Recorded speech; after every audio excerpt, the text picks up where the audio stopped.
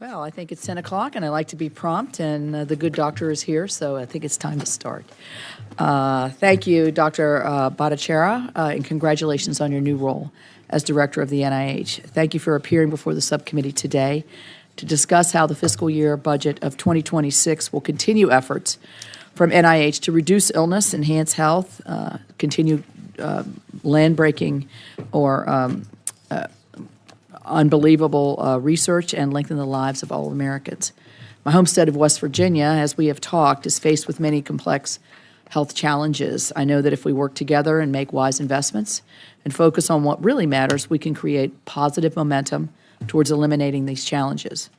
Fostering NIH collaboration with smaller and rural states is critical, and one of the strengths of the NIH IDEA program, which many of us are very interested in. This program provides funding to 23 states, including West Virginia, that historically have received little to no federal research funding. The IDEA program and other NIH funding streams have been instrumental for Marshall University, West Virginia University, and other institutions in my state in developing world-class research in neuroscience, cancer, stroke, vision, and addiction science. Researchers throughout my state of West Virginia are making significant contributions to biomedical research in areas ranging from cancers to Alzheimer's disease to substance abuse orders. I look forward to hosting you in West Virginia soon to see firsthand all the amazing research that is being done across our state. This will be a challenging year for appropriations, yet supporting biomedical research is a priority for me and has long been a bicameral, bipartisan priority for Congress. The United States leads the world in biomedical innovation, and I, along with many of my colleagues on this committee, think it is important that America remains the leader in biomedical innovation and research. Investing in biomedical research has proven to save lives while exponentially strengthening the United States economy. I look forward to hearing from you how this budget request would continue to advance this critical research and innovation. The NIH is a driver of economic growth, funding more than $94.58 billion in national economic activity last year. In my small state, NIH supported over 700 jobs and $147 million in economic activity in 2024 alone. For almost a decade, this committee has supported research towards the goals of finding treatments and a cure for Alzheimer's disease. This goal is very personal to me, as you know, since both of my parents lived with and eventually succumbed to this disease. And I can look out behind you and see in the audience that many folks here are extremely interested in that area of research. These investments have allowed NIH to fund research into a wide variety of potential causes of the disease and build evidence for prevention based on a healthy lifestyle. NIH-funded research on the amyloid protein led to the development of the FDA-approved Alzheimer drugs that were released in 23 and 24 to slow progression of the disease. All of this research is very important, and I look forward to working with you to continue robust and diversified Alzheimer's disease research. NIH-funded research is also behind many of the more than 600 new cancer treatments that the FDA has approved over the last 20 years. As a lead sponsor of the Childhood Cancer STAR Act with Senator Reid, I look forward to hearing about your priorities and advancements to combat cancer and grow our clinical trial networks, especially among our children. Although we are making positive strides, substance abuse remains an issue in my state. I look forward to hearing more from you about how combining the National Institute of Drug Abuse into a new National Institute on Behavioral Health will enable this important work to continue. I've heard from many university leaders from schools ranging in size, location, and subject about the impact of changes being implemented at NIH. These institutions are the reason that America has kept the edge in biomedical research and innovation. As with many changes in leadership, there seems to be a heightened sense of concern and confusion that diverting resources from research will result in a less healthy America, and I hope today we can work to come to a better understanding. We have a difficult test ahead of us this year, but it is my hope that we will come together, just as we have done in prior fiscal years, to use our limited resources in the most effective and efficient way to support the health and well-being of all Americans. Dr. Bhattacharya, I look forward to your testimony, and I will now turn to my ranking member, Senator Baldwin, for her opening statement. Thank you, Chair Capito. Good morning. Over the last few months, this committee has heard from patients, from families, researchers, and experts about what is happening at the National Institutes of Health. It's been one consistent message that this administration is cutting off life-saving research. And if this administration has its way, it will dismantle the U.S. biomedical research enterprise. That would be devastating for millions of American families counting on new life-saving treatments and cures for terrible diseases. NIH makes the United States the global leader in biomedical research and innovation. NIH research contributed to 354 out of 356 drugs approved by the USDA, U.S. Food and Drug Administration, between 2010 to 2019. Simply put, without NIH, there would be no cancer immunotherapy, no overdose reversal medication, no cutting-edge treatments. NIH-funded research has saved millions of lives and significantly reduced death rates from common cancers to rare diseases.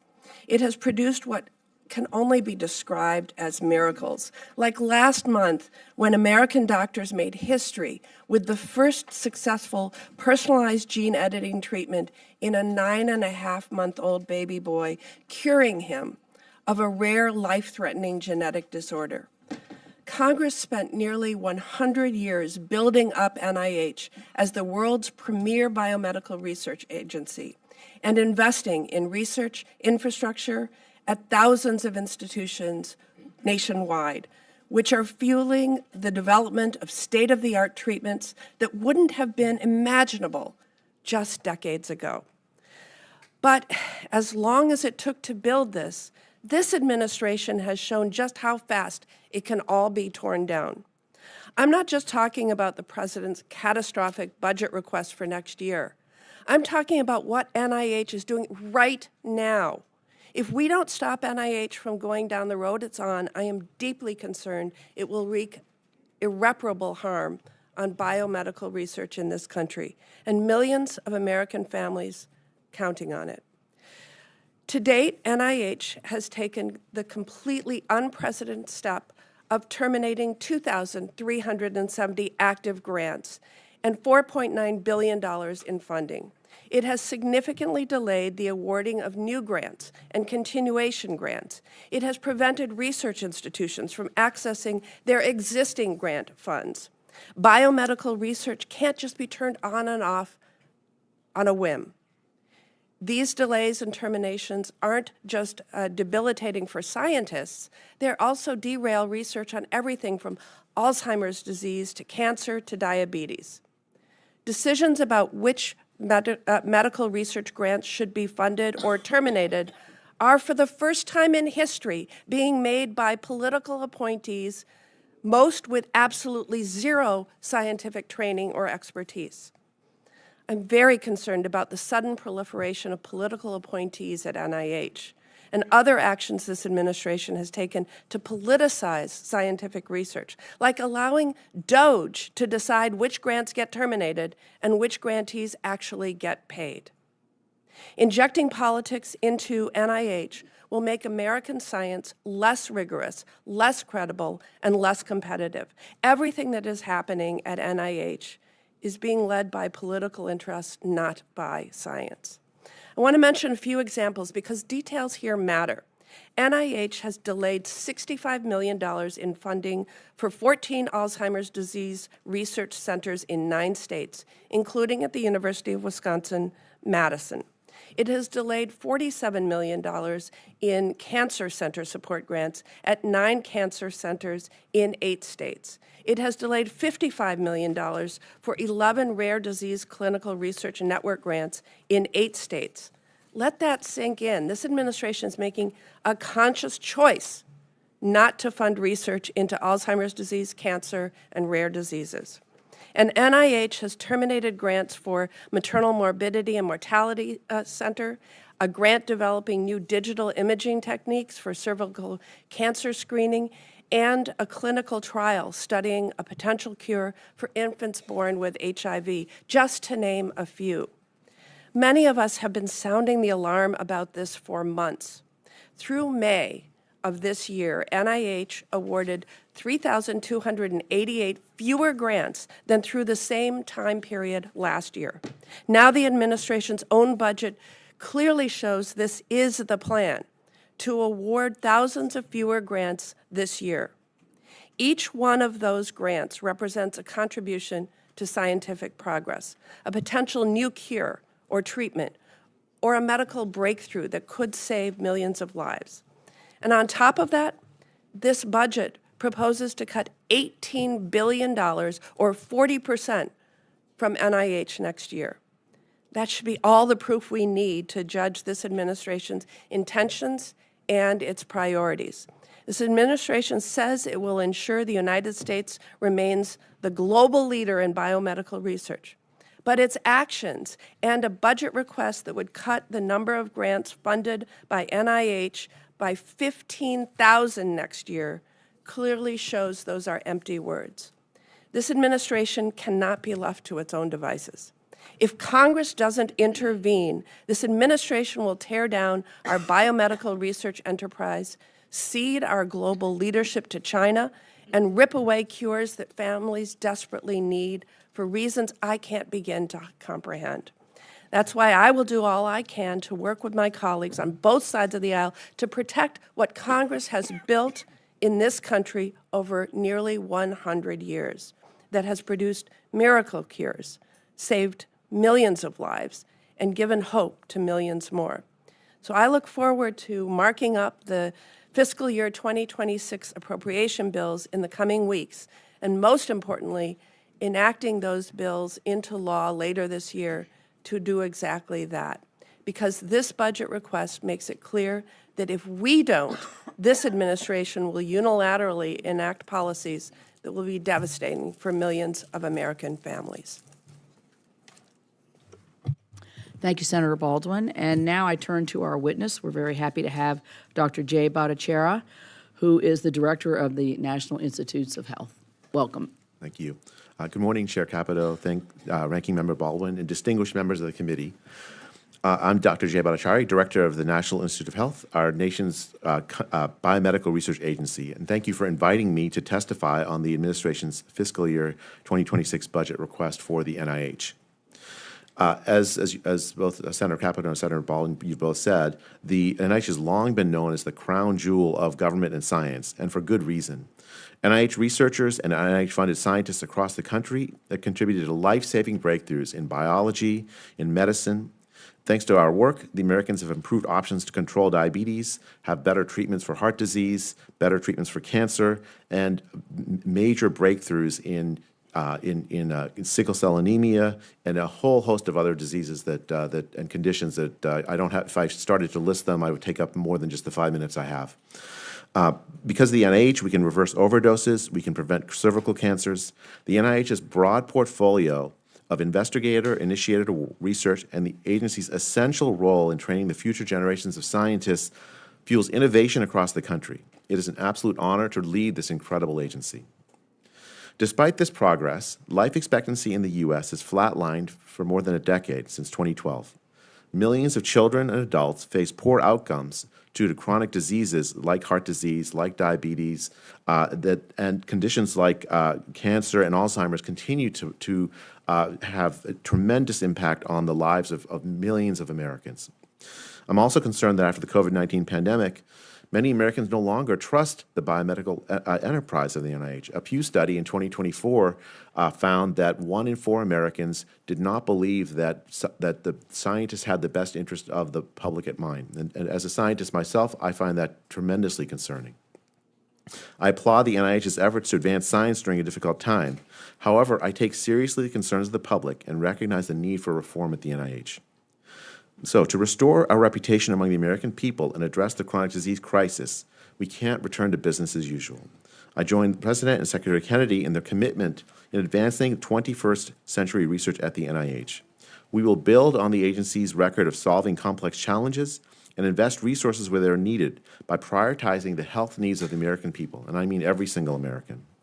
We're working to accelerate innovation at the NIH. By integrating recent advances in data science and technology with our growing understanding of human biology, we can fundamentally change how research is conducted.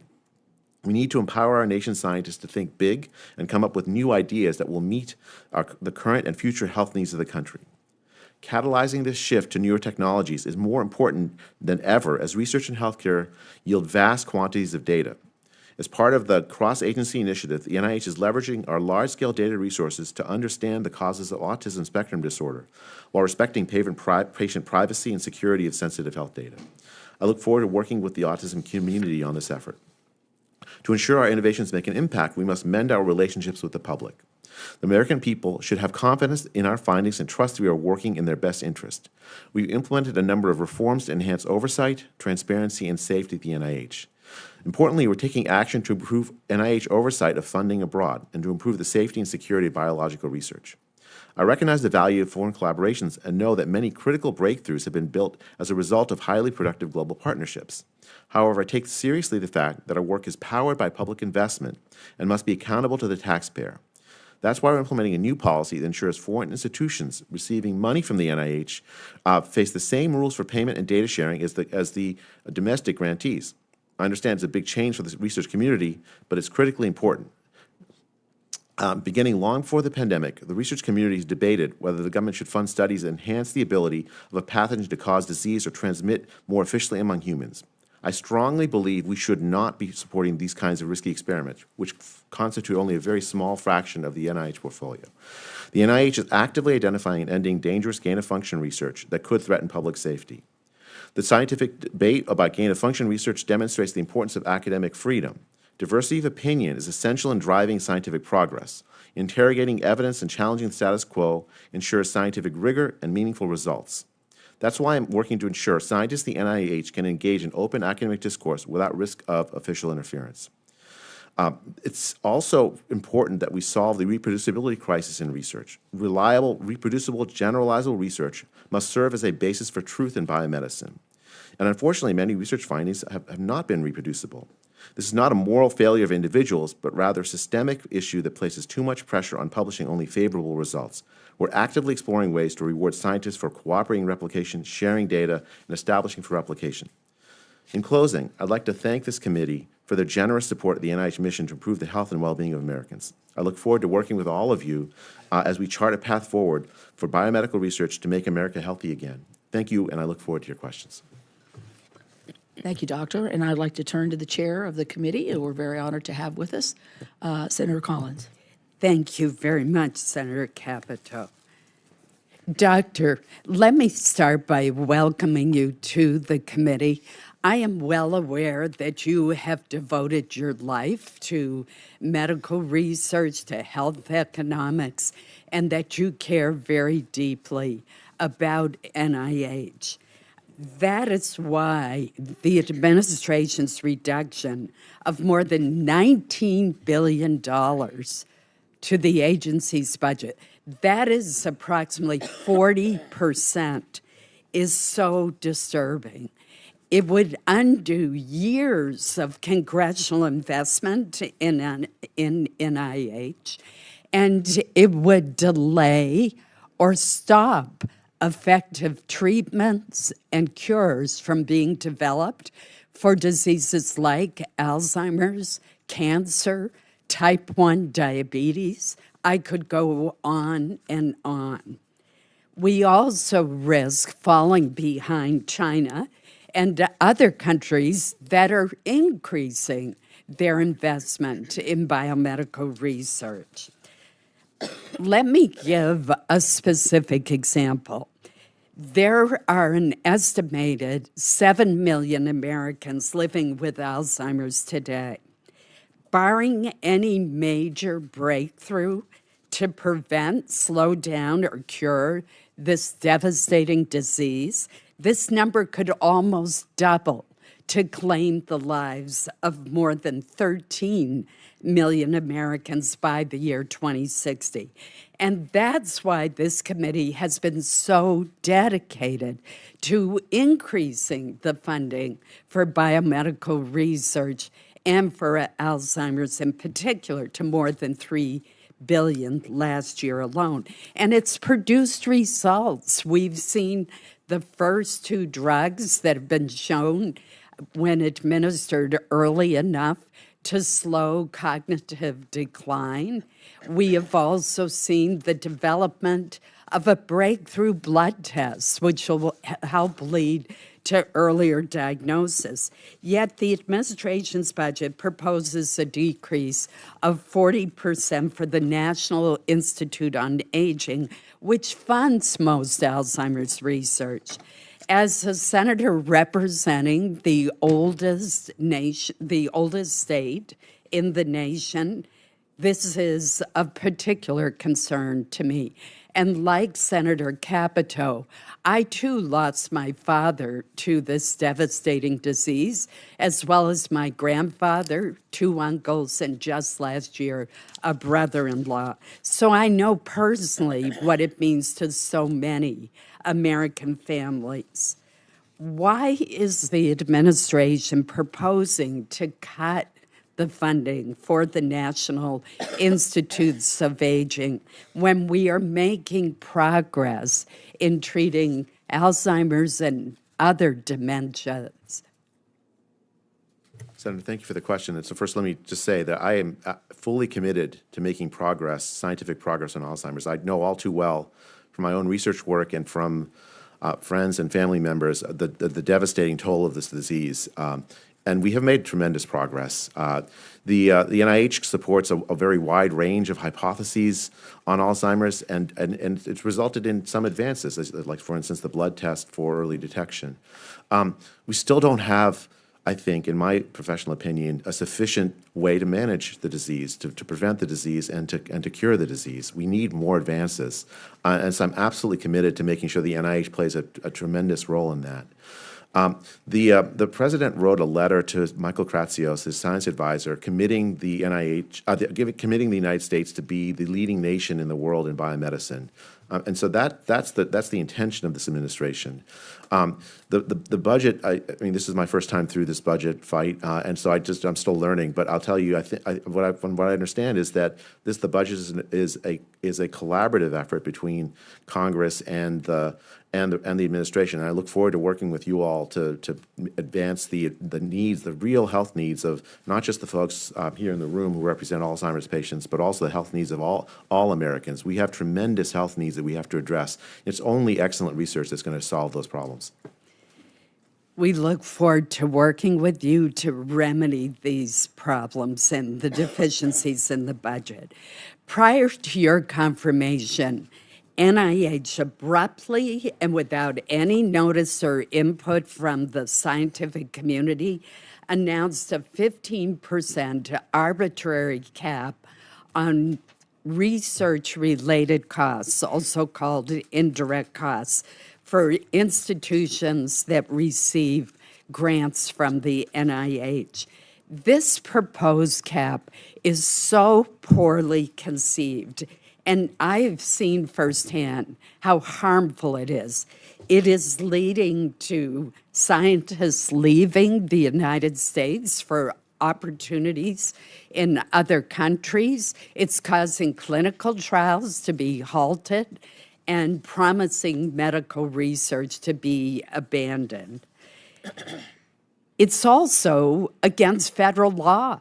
Since 2018, we in Congress have specifically included language to prevent NIH from arbitrarily imposing such a cap. During your confirmation hearing, you committed to working with us on this issue. So I was alarmed and surprised that the administration's budget request contains the same harmful 15% cap. Recently, I met with Dr. Kelvin Drogenmeier, who was President Trump's science advisor during the first term. He has come up with two possible models, which are far fairer, make way more sense, increase accountability. Have you had the opportunity to meet with Dr. Drogenmeier and look at the models that he has come up with after extensive consultation?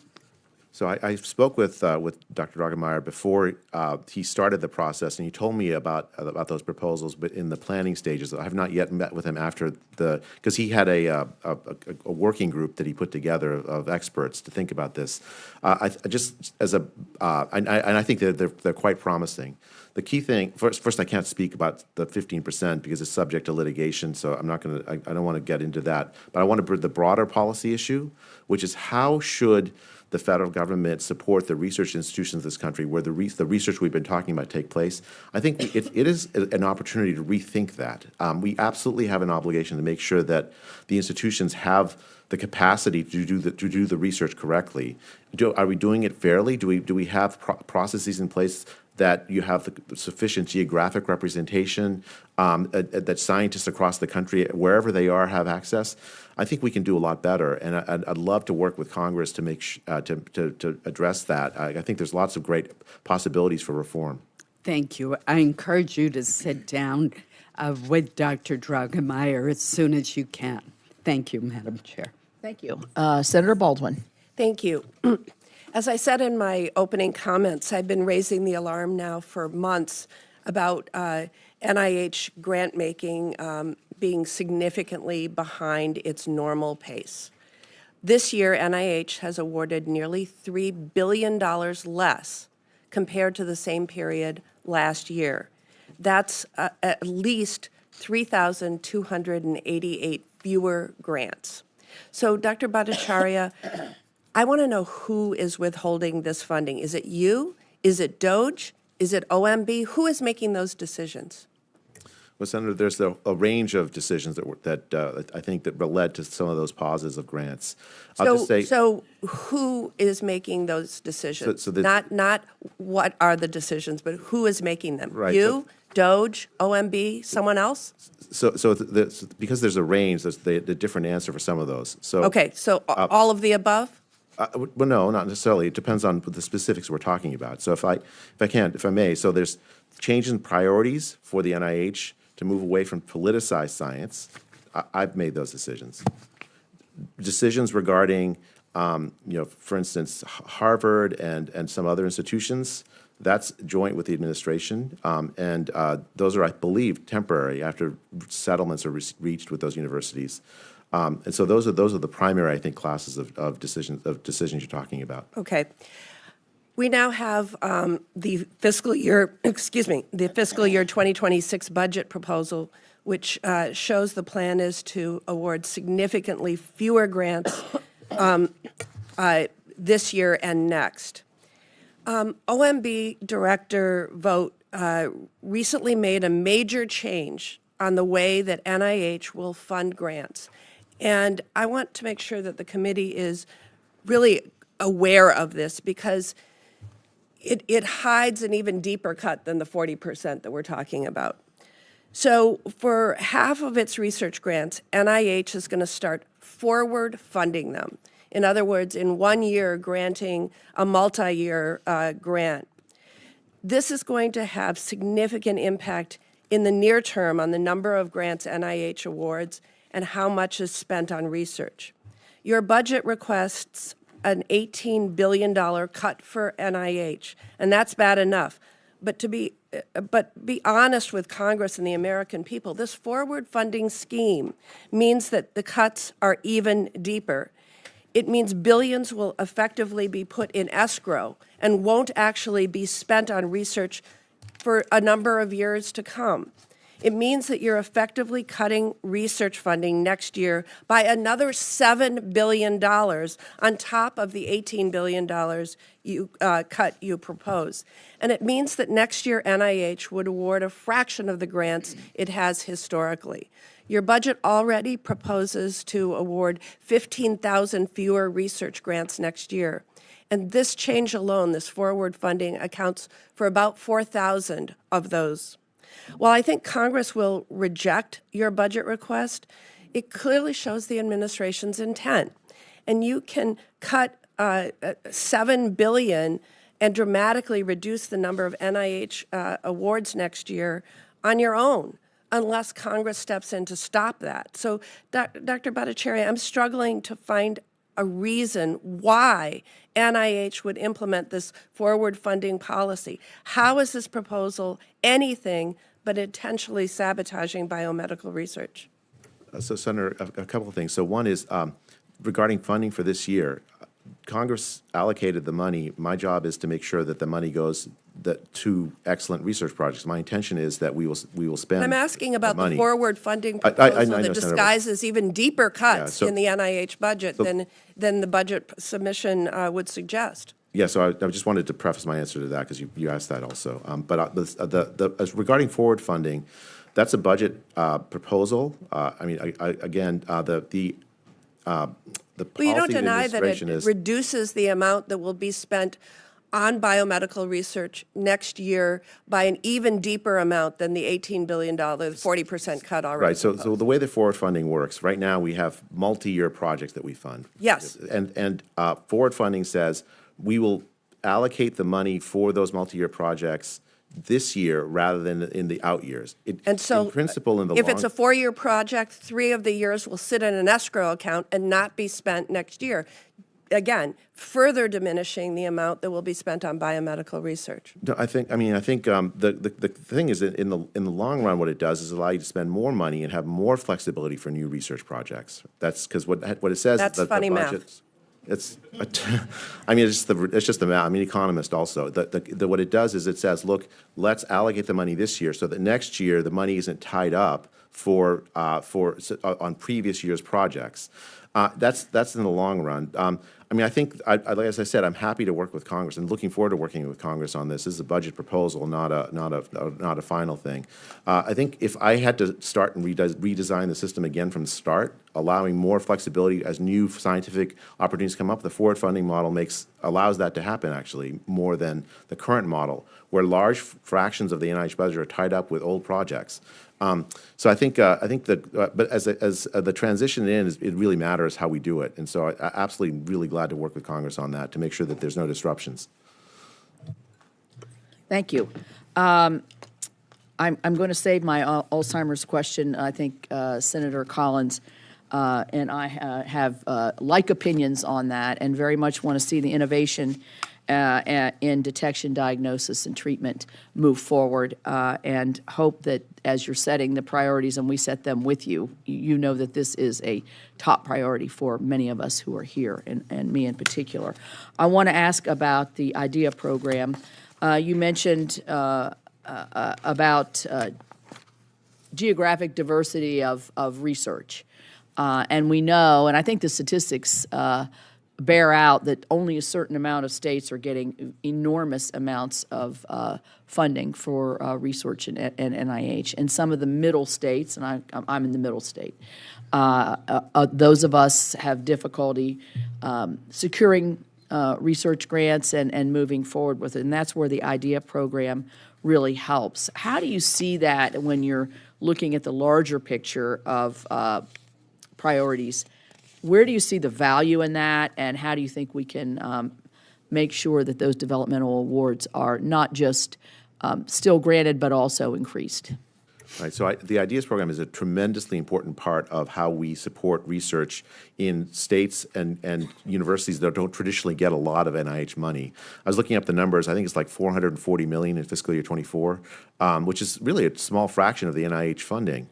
I think from a point of view of science policy, it's absolutely vital that the NIH investments are geographically dispersed. And the main reason for that is the way we combat scientific groupthink is by empowering researchers across the country, no matter where they are, to have a great opportunity if they have great ideas for NIH funding. And the IDEAS program really makes that happen. In my mind, it's less funded than it ought to be. And I actively would love to work with Congress to think of ways so that we can make the NIH investment in scientific research more geographically dispersed than it currently is. It's very concentrated now with I think 20 universities getting about 65% of the money from NIH. The system is set up almost to guarantee that happens. That continues, yeah. Yeah. Thank you. Well, I look forward to working with you on that. Since we're talking about the different geographies, I have learned in the course that if you have a designated cancer center or a cancer National Cancer Institute in and around where you live, your ability to access treatments, your success rate, your early interventions are so much better. And some states are called emerging cancer institutes. One of those happens to be mine. So there are 14 states that don't have an NCI-designated cancer center. I guess my question is, since a lot of it is rural and there's a huge monetary commitment too for the universities or the state to be able to create a cancer institute, but this is something that I think is amazingly important to rural parts of this country. How would you close that gap for the underrepresentation in the cancer institutes?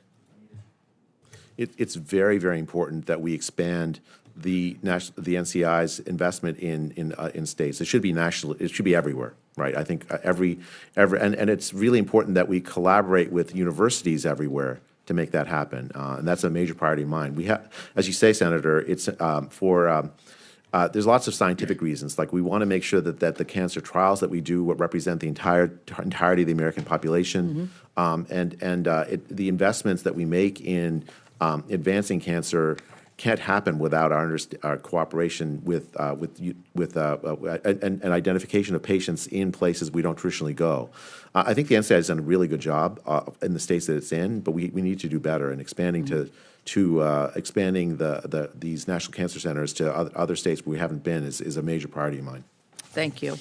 Another priority on my last few seconds that I have is the research, the funded research that's actually occurred under the opioid and addiction research. I mean, this is a growing issue.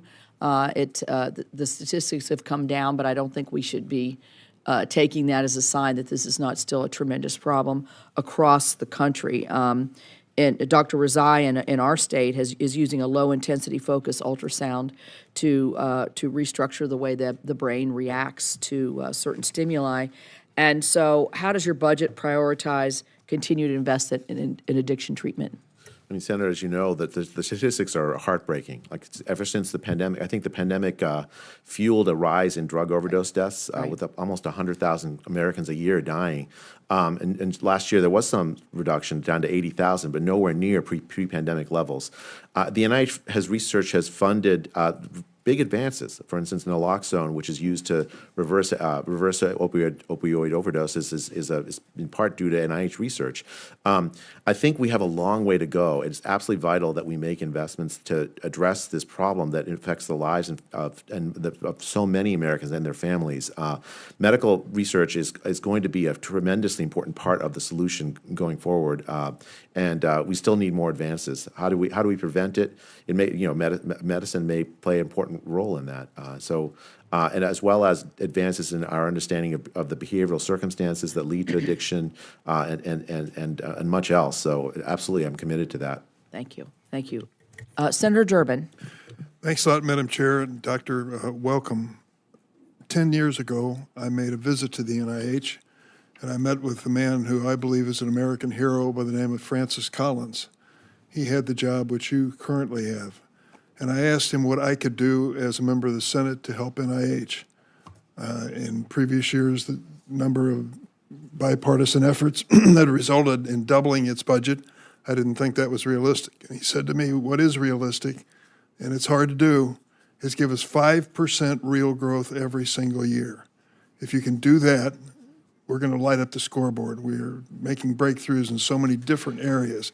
5% real growth. Our researchers will know they can count on next year being another good year for medical research.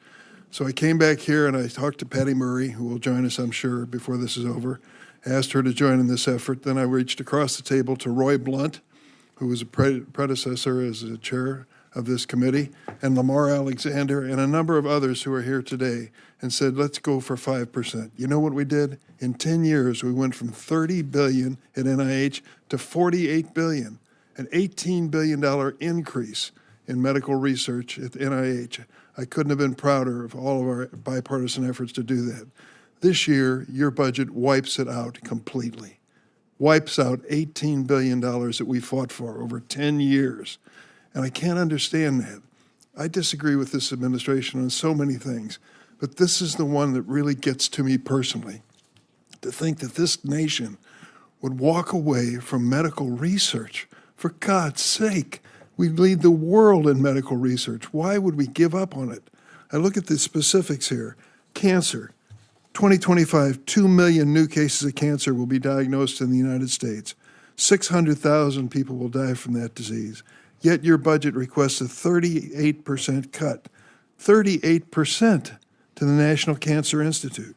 7 million people nationwide are living with Alzheimer's. This disease, of course, is devastating to families. It robs them of their loved ones. Yet your budget requests a 39% cut to the National Institute of Aging. When you look at specific schools, of course, I'm concerned about Illinois. We have great research there. Northwestern University has not received a penny for NIH grants in 11 weeks.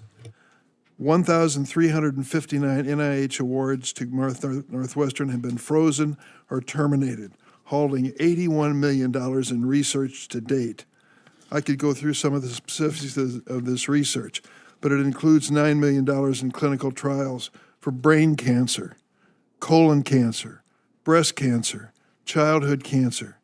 How are you able to reconcile these budget decisions with the reality of research and what it means to alleviate suffering and, more importantly, to give people hope? If research is underway, you at least have the hope that maybe there'll be a cure, maybe in the lifetime of someone I love. How can you walk away from that? Well, Senator, my intention not to walk away from that. I think that But the budget speaks for itself. You cut $18 billion in research. Senator, the budget is a collaboration between Congress and the administration. So, I look forward to talking about the advances that NIH researchers have made. I think the transition has been a very bumpy time, and I don't mean to downplay that, but there have been opportunities for reform for how the biomedical research enterprise works. I think the decisions about Northwestern happened before I got into office, but let me just say that Buck stops in your office. I know it now. does. So let me just say that Don't blame another person. I'm not blaming anyone. We're asking you, and you're in charge. Senator, I agree with that. So let me just say that I think that the way that the universities operated during the pandemic didn't always make it easy for scientists to do their work. I can tell you that personally from being a professor, and I think some of the But eliminating grants, eliminating research, how can that solve the problem? So I think that I'm very hopeful that a resolution can be made with the universities where those decisions have been those grants have been paused. I've worked very hard to make sure, for instance, at Harvard we didn't pause grants, for instance, to the medical centers because there were clinical trials going on. But I think that I'm very hopeful that these universities where these pauses have happened will come to terms so that we can move forward with the agenda that I think you and I both share. Let me say this. I am personally disappointed. You try as a senator to pick one or two areas and really make a difference. And I think this committee and the members of this committee on both sides made a difference, dramatic difference, 60% increase in NIH research over the last 10 years. You've wiped it out, just wiped it out. And now we start anew. And forget my disappointment, the disappointment of the people sitting behind you who are counting on this research for hope for tomorrow, that life will be better for them and their families. Madam Chair, I'd ask consent that a statement from the ALS Association be entered in the record after my statement. Without objection. Thank you. Senator Moran. Chairman Capito, thank you very much. Doctor, welcome. Nice to see you again. Thank you for the conversations that we've had prior to this hearing. Doctor, this to perhaps follow on to what Senator Durbin was talking about. The life of a United States Senator, I assume, has lots of glamour and excitement, but I can tell you that perhaps the most satisfying I say that with a smile because I'm not certain that it's true. But I can do say, in all seriousness, one of the places that I found satisfaction in this job, one of the reasons this job has value to me and hopefully to my constituents, is the work that we do in regard to combating diseases and finding the cures and the treatments for Alzheimer's and cancer and diabetes, and the list is ALS, the significant list. And the opportunity then to have a sense of satisfaction that our constituents are actually finding value from what we do. Of probably as all of the arenas in which I work as a United States Senator, this one provides the most satisfaction, and it's one that I can relate to my constituents in which they find satisfaction. There is a lot of skepticism and distrust about government generally, the federal government perhaps in particular, but where there does seem to be satisfaction with what we're doing is in support for finding those cures. And so what task you've taken on is hugely important to me, hugely important, I think, to this committee, and hugely important to the country. And how you make decisions now you have the opportunity to get the satisfaction of that I find at least, in trying to do the things that make a difference in people's lives, individuals, and to provide that hope that Senator Durbin talked about. If Congress, you say this is a collaborative effort, and you're absolutely right, and I encourage Congress to exert its authorities and utilize its responsibilities in this arena and many others. So if Congress were to provide additional dollars above and beyond the President's budget request, how would we as a committee, and how would you as NIH recommend for us to prioritize that spending to get what you're looking for, is in a bit shaking up the past process and system by which grants are awarded and results are attained? Well, there's a number of ideas that I've had made in my Senate hearing when I was confirmed, as well as in other public things. I think first we have to focus on the real health needs of the American people, and they are enormous. Alzheimer's, yes, heart disease, diabetes, cancer, all of these we need to make, and so many others I don't have time to talk about, need focus and need research and need advances.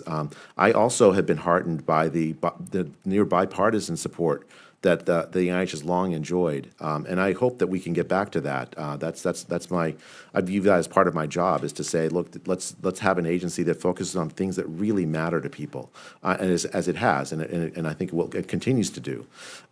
Second, we have to address some of the real problems in science, right? So the replication crisis I've mentioned many times, most people don't know about this, but a lot of scientific research, when independent teams look at the same result, they don't find the same answer.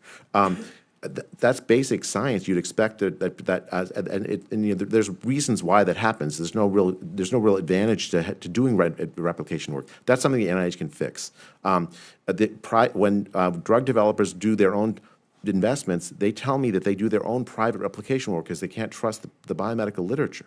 We can fix that as an NIH, and so I'd love to be able to fix that problem. We need to think big. Some of the advances are incremental. Let's focus on thinking big. So I think again, the budget, it's a collaborative effort, but I think it's going to be important that we address the real problems in science and the real needs of the American people with whatever budget that comes out, and that's my job. Doctor, I think I wrote down what you responded, and among all those words, you said we need focus, research, and advances, and I assume that means need more resources, and that you would put them to good use. Is that accurate? That's my job, is to make sure that every dollar goes to real science that really meets the health needs of the American people. Let me ask one final question. INCLUDE project is a trans-NIH research initiative established in 2017. The program is supporting scientists and universities and research institutes across the country, including the University of Kansas Medical Center, where researchers are studying Alzheimer's in people with Down syndrome. I've always been fascinated by this particular aspect of research that combines two things I care greatly about into one in some ways. As the administration advances efforts to unleash science across multiple NIH institutes and centers, I believe INCLUDE is a model for those objectives. Will you commit to working with me and the committee to ensure increased federal funding for this effort and maintain the status as an NIH-wide initiative? I think that that's a tremendously important focus. I was recently at a event featuring the advances the NIH made in studying Down syndrome patients, and the early onset of Alzheimer's is one of the major problems that Down syndrome patients face. So I absolutely am committed to that, Senator. Thank you, sir. Senator Merkley. Thank you very much, Madam Chair. And some of my colleagues have already emphasized the work on Alzheimer's. And it's my understanding that no existing grants have been canceled, but some of the advisory council meetings necessary for grants to go forward at some of the 14 or at the 35 Alzheimer's disease research centers have not been held. And so there is kind of an interruption of grant funding. So, Senator, since I've been in office about 2 months, I've been working to turn on all of the light switches I can find, including getting the committee meetings going. I think we're now caught up. If not, it's very close, and we're on track. I think to support that research. Well, I really appreciate that and support that. I think you're hearing bipartisan support. Everyone here at this table has friends. Everyone in the audience has friends and family who are affected by Alzheimer's, and certainly it's a terrible way to finish the arc of your life, drifting into a state of malfunction. So I turn on every light switch you can, as you say you're doing. I certainly appreciate that. I wanted to turn to the role of nurses. It's maybe a particular interest in that my wife is a nurse, so I hear a lot about the healthcare system from her point of view and her colleagues' point of view. But you would agree that nurses are a key part of our healthcare system? Absolutely, yes. And NIH has engaged in research that is related to the role of nurses, including the impact of patient-to-nurse staffing ratios. That would be an important area of research? Yes. Yeah. You know, one reason I particularly want to highlight that is what I have witnessed in some of the major healthcare systems is that as so many baby boom health practitioners are retiring and so many baby boomers need more health care, the pressure becomes for a higher and higher patient-to-staff ratio, which then produces burnout, which means that more nurses go on call rather than doing a full work week or retire, accentuating the problem. And so really trying to address the working conditions for nurses is in the interest of keeping more nurses working and therefore have a productive cycle rather than an unproductive cycle. So that research is important. Research also, nurses are engaged in interventions that improve the quality of life for many patients, including cancer survivors. Sometimes doctors are a little more on the engineering side, but in terms of the bedside to bedside and follow-up, nurses play a key role. You'd agree with that? Yes, I would. I mean, I just say personally, as a medical student, I learned at least as much from the nurses that I had the privilege to work with and as I did from many of the doctors. So this is why I'm confused about your decision to eliminate, your proposal to eliminate the National Institute of Nursing Research, because such important work is done through that institute. And could you give us a little insight on that?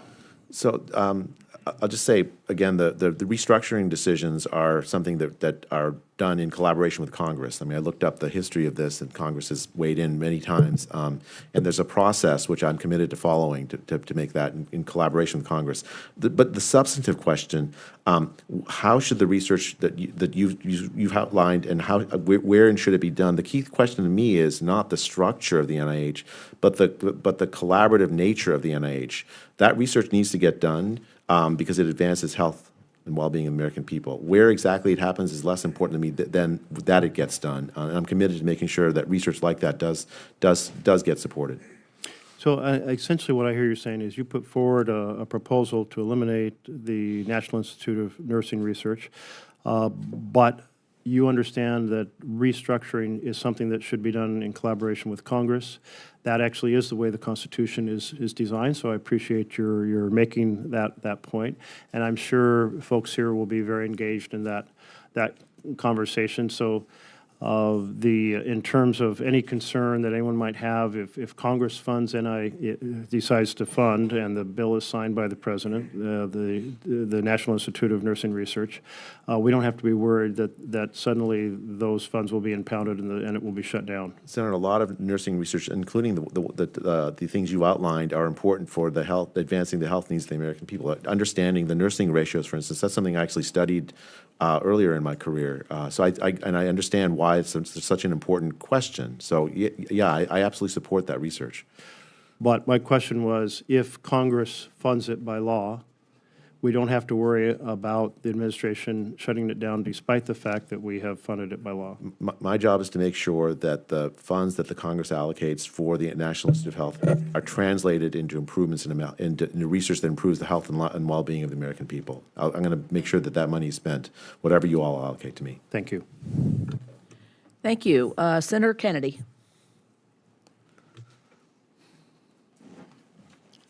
Doctor, you don't look like Satan to me.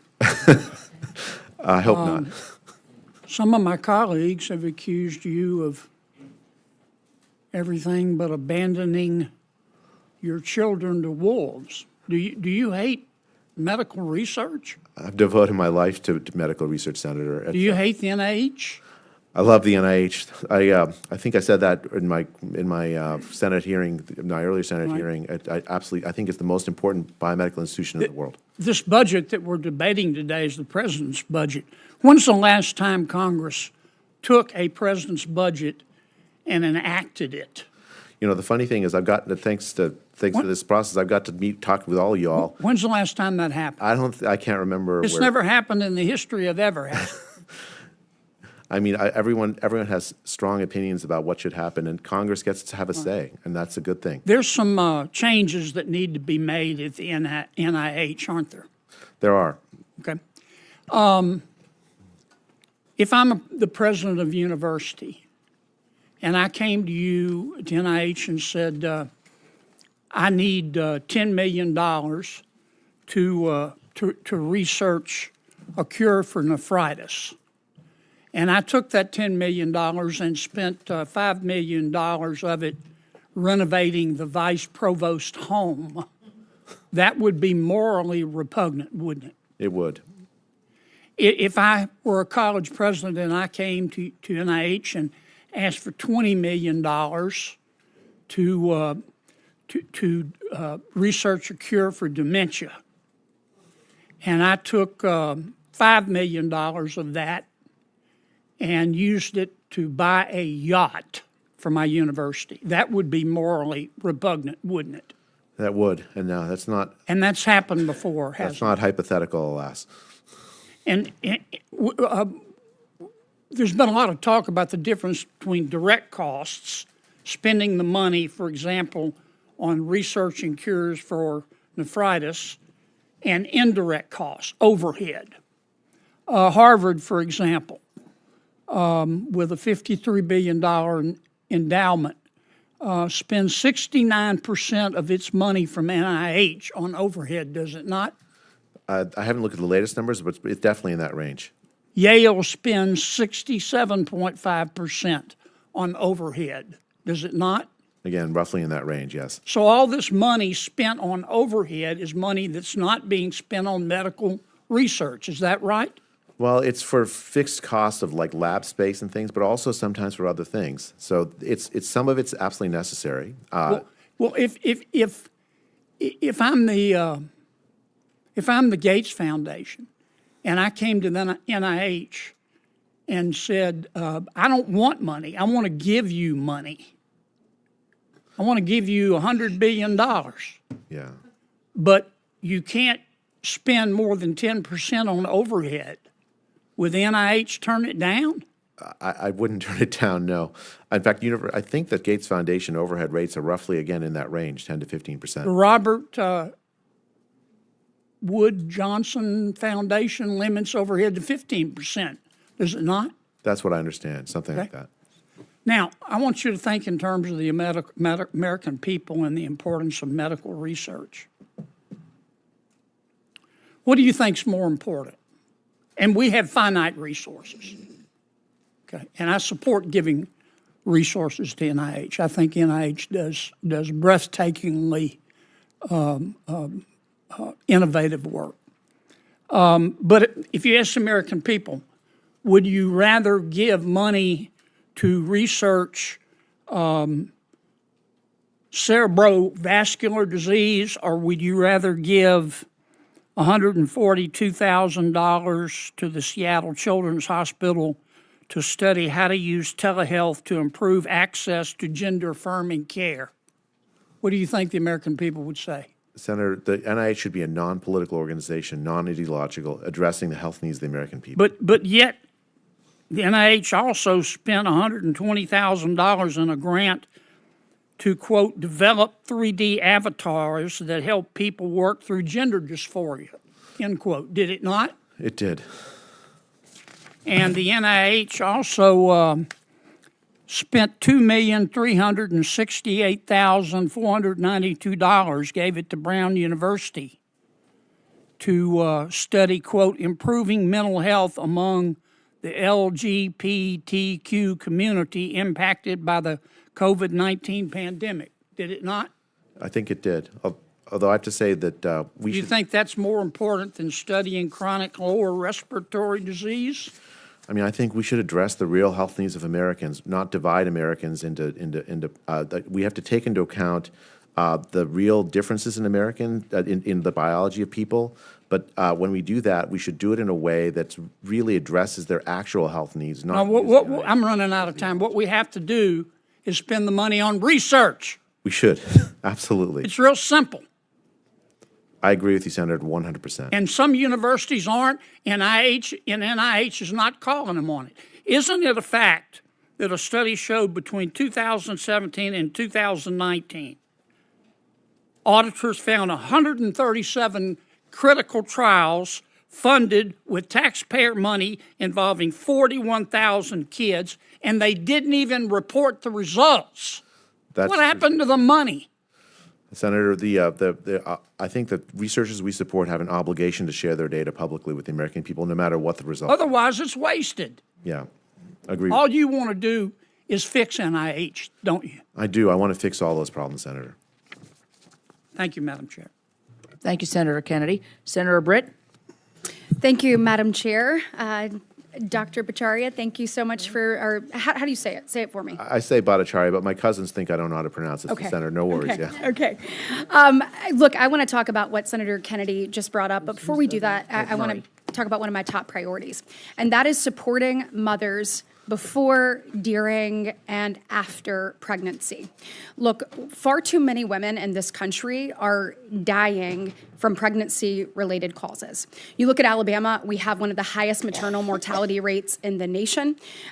It disproportionately affects Black women, Native American women, those women in rural areas. When you look at rural areas in Alabama, we have 1/3 of our state's 67 counties are actually maternal care deserts, meaning they don't have access to birthing facilities or maternal care providers. I mean, look, it's 2025. These numbers should be moving in the opposite direction.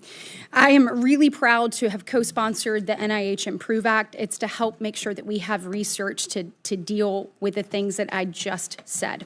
My question for you is can you tell us briefly, what do we know today about the why of this is occurring, and where is the gap that we need to close in order to move these numbers in the opposite direction? I'm sorry, I was just looking at the numbers. I mean, it's a range of conditions, including maternal, gestational diabetes, maternal hypertension, a whole host of conditions that many of which are preventable if we just get prenatal care done early. It's an absolute heartbreaking situation when. Well, that's another thing. Many women don't even get care until about month 5 of pregnancy.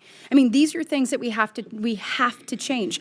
Look, we are doing this and we're authorizing it and then on a year-by-year basis. It is my thought that if we actually want change, we have to allow for predictability. So my NIH Improve Act allows for 7 years of predictability. My question to you is if that was the case and you had that, do you think that we could have better research? The answer is absolutely yes. Okay, great. Well, then I think that we've got to start thinking bigger picture in this body instead of segmenting things one by one. We've got to think, how do we actually achieve the result on the issue in front of us? And speaking of, back to Senator Kennedy's comments, let's talk about NIH.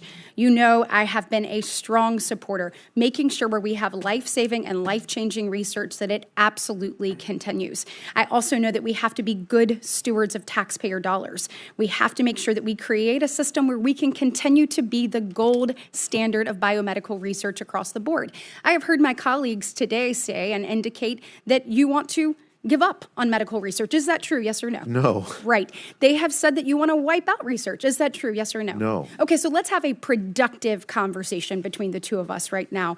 When we want NIH to remain the gold standard of research, we've got to make sure that the best idea wins, right? Absolutely. We've got to make sure that people have an opportunity to compete no matter where they came from, that we stop rewarding just legacy contracts, so to speak, and empower researchers and empower the research to go where it can save lives. Do you agree with that? Entirely. So how do we make sure that every dollar actually goes to discovery and not to institutional overhead? What ideas do you have? I mean, the key thing there is that we have to make sure that the institutional overhead funds are essentially a part of a competition across universities. Okay. Right now, we have a system that guarantees that a very small number of universities are going to get all of the institutional support. So how do we fix that? Essentially, the key problem now is that we require the institution to have excellent researchers in order to get the institutional support. Okay. It's a vicious cycle because you only attract researchers if you have excellent researchers, if you have the institutional support that the lab space and so on. So we got to break that cycle. Have to break that cycle. How do you do that? Well, I mean, there's lots of creative ways to do that. The IDEAS program that Senator Capito mentioned is one way to do that. There are other mechanisms to do that. I'd love to talk with and work with Congress on Absolutely. I think we've got to create a competitive environment where the best idea wins so that the American people win. We've got to stop churning and churning and churning because it's what we've always done. This is our opportunity to make a dollar go further and to make it have a greater impact. I guess my question to you is if we introduce competition into this arena, which I think is a great idea and a concept that we should explore, if we introduce it into maybe the indirect cost equation, how would that actually bolster, or do you think that would, break the system? No, I think it would actually strengthen the system because it would get support to researchers that are in non-traditional places but have excellent ideas that have a much harder time getting support from the NIH. And I think that combats scientific groupthink, expands the base of scientific ideas, and it really addresses the critical roadblocks that we currently face. Well, I hope that you will continue to explore that. We certainly want to be your partner in this. I believe we owe it to the American people to ensure that NIH funding and every single dollar of it is driving actual innovation that achieves results, that makes an impact, that saves lives. And I look forward to continuing this conversation. Thank you for being innovative in how we approach this and working with our colleagues on this committee to modernize the outdated system that rewards legacy and not actual results. Thank you. Senator. Thank you. We have been joined by the Vice Chair of the full committee, Senator Murray, and welcome her here. Thank you very much, Madam Chairman. Welcome to our committee. I am extremely proud of the work that I've done on a bipartisan basis to strengthen our investments in NIH, to support life-saving research, and to really maintain American leadership in biomedical innovation. I'm not going to mince words today about how that progress is now being unraveled. What the Trump administration is doing to NIH right now is, frankly, catastrophic. Over the past few months, this administration has fired and pushed out nearly 5,000 critical employees across NIH, prevented nearly $3 billion in grant funding from being awarded, and terminated nearly 2,500 grants totaling almost $5 billion for life-saving research that is ongoing, that includes clinical trials for HIV and Alzheimer's disease. Across the country, including in my home state of Washington, research institutions have been waiting for months to receive funding for grants they've already been awarded. Meanwhile, NIH is cutting down on grant awards with thousands of fewer research grants this year and almost 15,000 fewer next year if the administration has its way. Because to pile on this destruction, you and the President are requesting that we now slash NIH budget by 40% or $18 billion. I cannot fathom to what end. The Trump administration is already systematically dismantling the American biomedical research enterprise that is the envy of the world, throwing away billions in economic activity in every one of our states, and jeopardizing the life-saving work of researchers across the country. This budget proposal would effectively forfeit our leadership in research innovation and competitiveness to China. It would mean we depend on China for the latest treatments for devastating diseases. No one in America wants us to do less cancer research. No one is asking you to make it harder to research Alzheimer's disease. And no one is asking you to cut life-saving clinical trials. We're hearing this from the experts themselves. You just received a letter signed by hundreds of your own staff who believe this administration's actions risk breaking NIH and the life-saving work it does. I really hope you heed their warning, and it should go without saying, but I expect none of them to face retaliation for raising those concerns.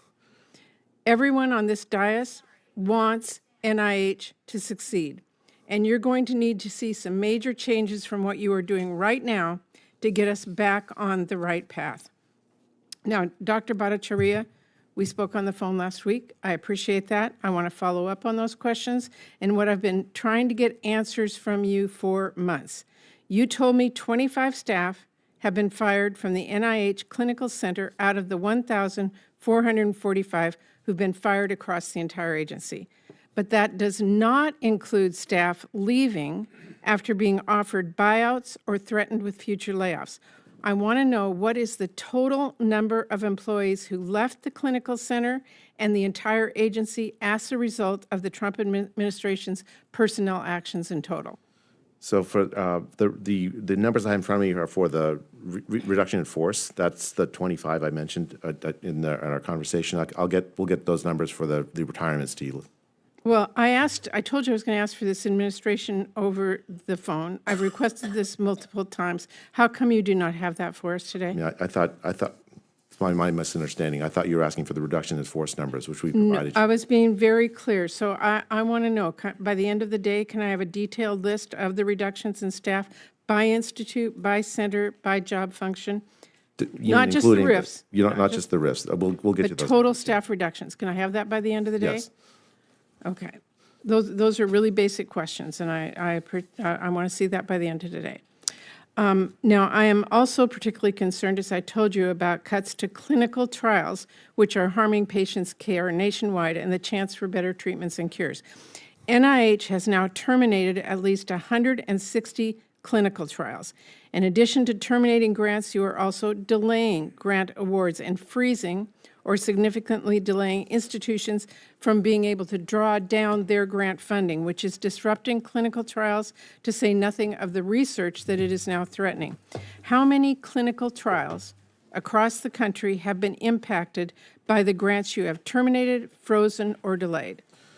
Senator, I don't have the numbers for the specific number of trials. We've worked to make sure that the patients enrolled in the clinical trials have any delay in their care as a result of in 2020, the NIH terminated a very large number of clinical trials. Well, I'm asking you about today, I under your don't have direction. the specific numbers, and a lot of that is subject to negotiation. I've set up a process where people can appeal for if there's any decisions made regarding grant pauses and terminations, and we're actively working to make sure that we can make that appeals process is going. The numbers are in flux, and we'll have to get some of those numbers to you later. We do know that patient care is being impacted at your own clinical center and in more than 100 clinical trials in the country. On May 30th, you terminated a 23-year research effort to develop an HIV vaccine, just as scientists, including at the Fred Hutch Center in Seattle, are on the cusp of a functional cure for HIV. Terminating those HIV vaccine trials now cuts off access to treatment for 6,000 patients in the network. You canceled a clinical trial evaluating new evidence-based interventions for type 2 diabetes in rural communities in Appalachia. You terminated a clinical trial studying immunotherapy in combination with monoclonal antibodies to treat women with recurrent ovarian cancer. That is what has already happened. So now you are coming to us today proposing to cut NIH funding by 40% next year. Tell us, how many fewer clinical trials would you fund in the next fiscal year with a budget cut of $18 billion? Senator, can I just address the HIV? Because I am absolutely committed to in 2019, the President Trump issued a challenge for us to eliminate the threat of HIV in this country, and we've had a 22% reduction in HIV transmission since then. We now have the technological tools to do that. I've been working on developing a program to actually implement this vision, so we can use But you did new terminate advances. the HIV research at Fred Hutch that, again, was on the cusp of a treatment for 6,000 patients nationwide. You did do that. I'd have to get back to you on that. You did I do have to that, check okay. Senator, I mean, I think we actually have now the chance with the existing technologies, lenacapavir and other technologies, to actually address. I'm delighted to hear that, Yeah. but I'm just telling you what clinical trials have been terminated, and I'm asking you this because we have to write an appropriations bill. How many fewer clinical trials will you fund in the next fiscal year with an $18 billion cut? Well, Senator, That's your budget request. The budget request is a work of negotiation between Congress and the administration. President Trump has issued a letter to Secretary Kratsios committing the United States to be the leading nation. Yeah, okay, well, you're not biomedicine. answering the question. We need to know how many fewer clinical trials. Can you get that number back to me, please? I mean, that's. You're asking for a budget. We're trying to figure out what that will fund. That's our job. The number depends on what the requests we get for proposals from all across the country. The budget itself will be dependent on what you all do, as well as what Well, the administration I know, does. but we are trying to write a budget with the knowledge that you have, with the requests that you have. I'm asking a question, how many fewer clinical trials? We need an answer back to that. Well, Senator, it's hard to give an answer to that because I don't know what the proposals are going to be that are going to come in, right? I mean, you're asking a hypothetical question about what the scientific... You came here today to ask for a budget that reduces NIH significantly. I would expect as director you would know what the impacts had. We need to know what the impacts are in order to fund that Senator, budget. I mean, it's hard to say exactly what the researchers of the country are going to do in response. I mean, for a hypothetical budget. Would you say there's going to be more clinical trials under that? Under an $18 billion, it seems unlikely. 40% cut? It seems unlikely. But I'll say this, that the budget itself is a negotiation between the administration and Congress. Congress allocates the funds. I am absolutely committed to make sure whatever the allocation goes, that we address the health of I the know country. my time is way over, Madam Chairman, but I think the point is really important, that you are asking us for a significant reduction. It will impact the health of the United States of America. This committee has an obligation to know how you are spending that money. Thank you very much. Thank you. Senator Rounds. Thank you, Madam Chair. Dr. Bhattacharya, first of all, I enjoyed our conversation last week. I do think there is a real value in looking at smaller institutions as well and providing an opportunity for them to participate and compete for the grant dollars coming out of NIH. And I think you may very well find that their overhead may be substantially less. I also think, just in terms of being fair, I think we've got to do perhaps a clearer job of understanding as to what would be considered direct or indirect costs, and lay that out with regard to whether or not it's overhead or something that's needed. If a smaller institution has the need for a centralized, larger computer system, and that's a larger part of what's considered overhead, it may very well mean that that's a larger part of what they're going to be spending their money on, but it might be a very important part of an experiment. Is that a fair way of looking at it? Absolutely, Senator. Okay. Look, I think what you're hearing today is in a number of areas, first of all, that by tradition, a president would suggest a budget and then a Congress would modify it back and forth.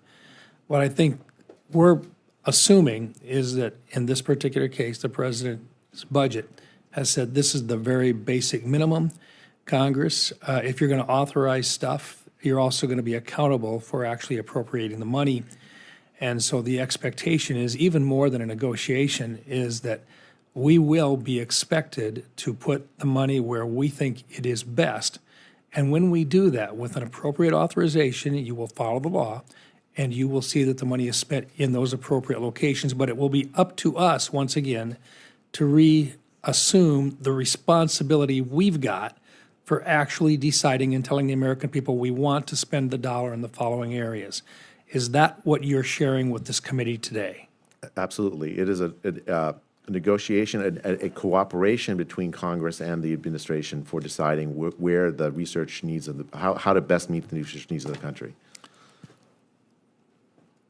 I'm convinced that there's an opportunity to do two things at the same time, and sometimes I think it's misunderstood in terms of how we approach spending money, and that is just as an example, in Medicare, 2/3 of all the people that are on Medicare have 2 or more chronic illnesses. We spend 93% of the money in Medicare on those 2/3 of the individuals. They're suffering. Their quality of life is not good with 2 or more chronic illnesses. If we can find a way to improve their quality of life and actually save tax dollars by addressing those chronic illnesses, whether it be diabetes, whether it be Alzheimer's, whether it be Parkinson's, or cancer, it's kind of a win-win situation, isn't it? Absolutely, Senator. I don't think we can do that without integrating AI into this process. And I think we're on the verge of actually doing a lot of that today. But part of it requires databases. Let me work my way through this just a little bit. I think we have to invest in modernized data systems, including leveraging AI to accelerate research, maintain global leadership in life sciences, and develop treatments and cures for both chronic and rare diseases. As a co-chair of the Senate AI caucus, I'm one of the individuals who have championed several pieces of bipartisan legislation. This is bipartisan in nature, to expand AI literacy, adoption, and competitiveness. Now, I've been briefed on the National Center for Advancing Translational Sciences, known as NCATS, and their work on N3C. I'm impressed by its success and its role in supporting the National AI Research, or NAIR pilot. However, under the budget, I noticed that NCATS will be folded into the National Institute of General Medical Sciences. How will NIH's proposed consolidation strengthen NCATS leadership in data science, AI, and machine learning? So I also am tremendously proud of NCATS and what it's accomplished in AI. I'm also aware of the program you're talking about, where my predecessor, Director Bertinelli, she developed this program. I fully support using NCATS to address the needs you're talking about. To me, the most important thing isn't the exact organization of but rather the actual activities that we do. And under whatever reorganization we do, of course, Congress will have its say. I want to make sure that those activities go forward, because I agree with you, Senator. The investments that we make in AI will pay off dividends enormously. It's a tremendously promising way to do scientific discovery and also to make patient care experiences and physician-doctor relationships much better, and better diagnoses, better ways to manage patients and to prevent illness. I think AI is going to play a real important role in all of that. I think the next step will be literally incorporating AI as an agentizer in the development of multiple types of approaches to solving lots of these chronic illnesses. And I am very hopeful. This is not something that's going to take decades. It may take years, but this is an opportunity to really show an improvement in quality of life that impacts American families, not just the individuals that have those chronic illnesses, but those who take care of them as well. I look forward to working with you, sir. Likewise, Senator. Thank you. Thank you, Madam Chair. Thank you. Senator Shaheen. Thank you. Good morning. Nice to have you here, Dr. Bhattacharya. Federally funded research through the National Institute of Diabetes and Digestive and Kidney Diseases, NIDDK, and the Special Diabetes Program has been really critical in advancing diabetes treatment. We talked about that when you and I met. But NIH funding, your budget slashes NIH funding and potentially guts NIDDK by folding it into other institutes. Even worse, NIH has canceled long-term studies like the Diabetes Prevention Program Outcome Study for both political retribution and supposed cost savings. I have to be very skeptical of using programs within the National Institutes of Health for political retribution. I think it's very damaging to this country. But cutting ongoing trials, I think, doesn't save money. It actually costs money. And it wastes years of prior investments and abandons the patients who have depended on this research. So will you commit today to ensuring that funding for critical diabetes research, including ongoing trials and prevention initiatives, will be prioritized and protected from reductions? I mean, I commit to supporting excellent research on diabetes, and you and I both share a commitment to that, both for personal reasons. My father died of type 2 diabetes, and also because we've had tremendous advances. Like in type 1 diabetes, we now have a drug that potentially can prevent it for some patients. So I think the continuing research in that area is tremendously important, and I want a portfolio of funding at the NIH that addresses that opportunity and need. Well, we had this conversation, as you pointed out, and that's why it was so puzzling to me to see what the budget proposes in terms of slashing the funding for NIDDK. So help me understand why that is and how that's going to improve our research into diabetes. And Senator, I think the budget is a negotiation, a collaboration between the administration and Congress, and you'll have your say. I think for my job is to make sure that the funds that you all appropriate to me go to advancing and meeting the health needs of the American people, and I think that's a productive thing. I'm hearing from basically everybody that the NIH is really valued in Congress, and I find that gratifying. I value the NIH, and so the administration, President Trump has committed that the U.S. be the leading nation in biomedicine in the 21st century, and I entirely support that goal.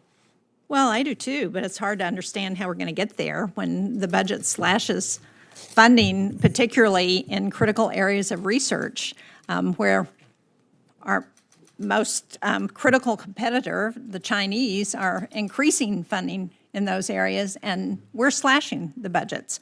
Another area where I'm very concerned is, and where I think we need more research, is into drug addiction. For years, I've talked with Director Volkov at NIDA about the importance of advancing science on substance use disorders, and finally, in New Hampshire, our overdose death rates are beginning to go down, in large part because of federally funded research on Narcan and other treatments.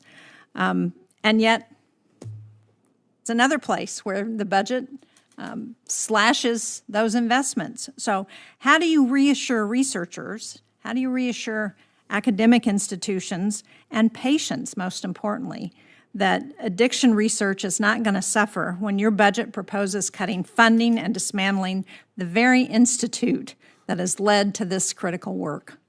Well, Senator, the health needs for folks with overdoses are great. Almost 100,000 deaths a year since 2020. I understand that. And so I've been working on it for over 10 years. So don't tell me what the problem is. Tell me what the solution is and how you're going to address it when you're cutting your budget in areas that make a difference. The solution involves research, right? So as you said, Narcan, that's the result of NIH-funded work. And I don't think it only involves research. The sharp increase in research in biomedicine particularly, but also in behavioral research to understand the sort of settings that lead to overdoses. And I think the NIH is going to play a really important role in that. The key thing is not the reorganization of the NIH. That's not as important to me as the activities that we're talking about. The activities to do research that meet those needs, that's what I'm going to make sure happens at the NIH, so that when, if I come back 4 years from now, we can look back and say, that we've reached the high water mark of deaths from overdoses, which spiked during the pandemic, and that we've addressed those needs with excellent research.